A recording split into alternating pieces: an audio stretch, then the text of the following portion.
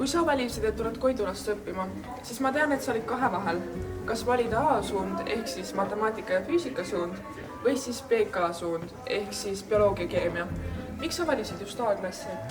Ma valisin A-klassi sellepärast, et kui ma selle klassi lõpetan, on mul kõik uksed valla ja saan ka ülikooli väga kergesti sisse. Ja muidugi on A-klassis alati väga abivalmid ja toredad õpetajad ning ka õpilased.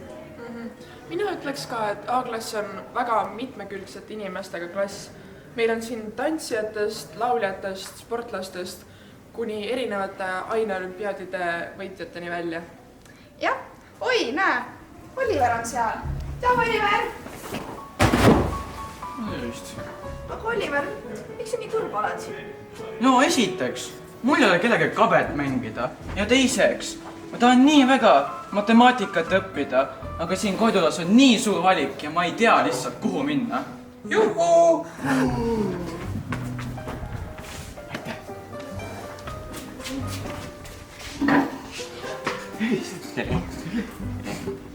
Istuge Leho tahvli juurde.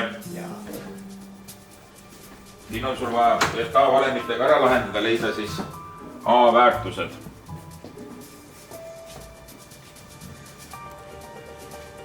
Mõtleb Leho.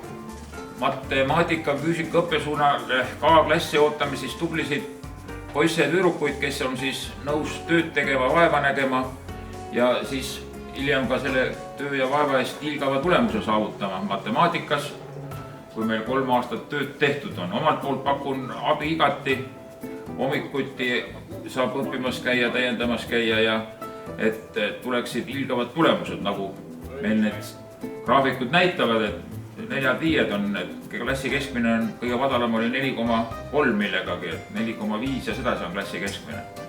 Et ootame tublisid, töökaid õpilasi, kõik. Verstensi! Ja õpetaja press!